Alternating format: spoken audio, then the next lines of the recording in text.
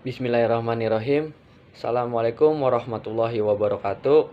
Salam sejahtera bagi kita semua. Perkenalkan, nama saya Apriyadi, Prodi Akuntansi dari Universitas Pancasakti Bekasi. Di sini saya akan menjelaskan tugas resum etika bisnis yang berjudul Bisnis dan Perlindungan Konsumen dengan dosen pengampu Bapak Yoyok Purnomo, MPD.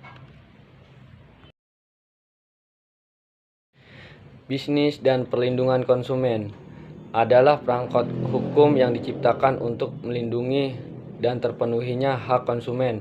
Sebagai contoh, para penjual diwajibkan menunjukkan tanda harga sebagai tanda pemberitahuan kepada konsumen.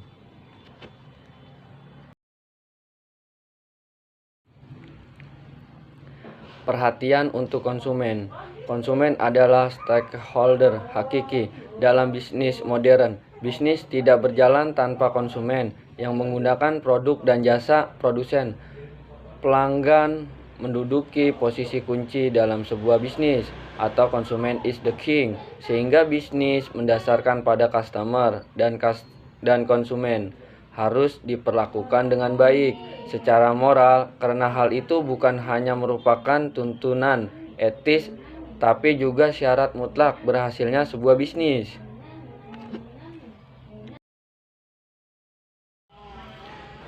Tiga hak untuk konsumen. Yang pertama, hak untuk keamanan. Barang dan jasa yang dijual produsen harus berdasarkan pada faktor keamanan dan keselamatan bagi konsumen.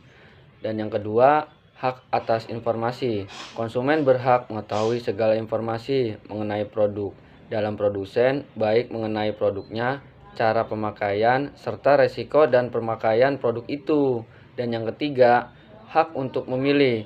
Dalam pasar bebas, kompetisi adalah hak yang hakiki, sehingga konsumen juga dibebaskan untuk memilih dan membandingkan produk-produk yang mereka anggap aman dan nyaman untuk mereka konsumsi.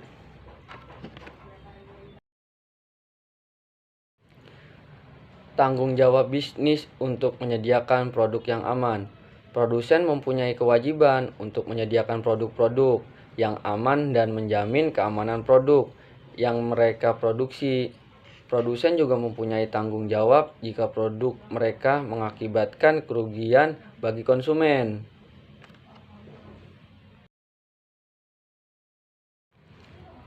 Tanggung jawab lainnya kepada konsumen terkait masalah moral. Seseorang teman bercerita mengenai mobilnya yang harus turun mesin gara-gara membeli oli palsu. Memperkuat hal itu dari berita media TV, beberapa waktu lalu polisi membongkar praktek bisnis oli palsu yang dilakukan oleh pelaku yang tidak bertanggung jawab. Tidak hanya oli yang dipalsukan, obat-obat tradisional dan kosmetik yang diiklankan secara masif juga ternyata banyak yang tidak bisa dipertanggungjawabkan.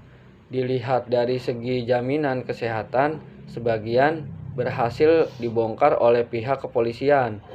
Tulisan ini untuk menegaskan kembali bahwa kreativitas bisnis banyak tercemarkan oleh pelaku-pelaku bisnis yang tidak jujur dan mengabaikan nilai-nilai manfaat serta etika bisnis Islam.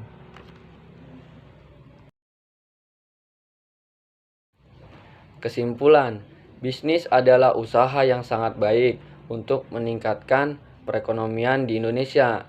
Sebagaimana sudah dijelaskan oleh hadis Rasulullah tentang keutamaan seorang bisnis di sisi Allah Subhanahu wa taala.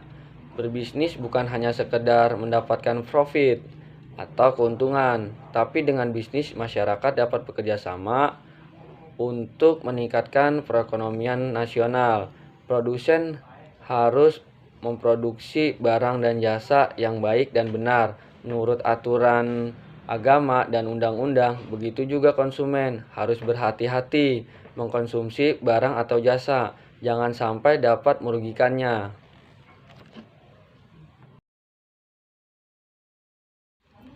Saran berdasarkan pembahasan di atas bahwa hendaknya setiap ekonomi, baik produksi maupun konsumsi, harus menerapkan kebenaran, kejujuran, dan kenyamanan. karena semua itu sangat berpengaruh pada perkembangan dan kestabilan suatu perekonomian. Jika kestabilan perekonomian berjalan lancar, maka kenyamanan negara terjaga. Dengan itu kita dapat bersaing dengan negara lain.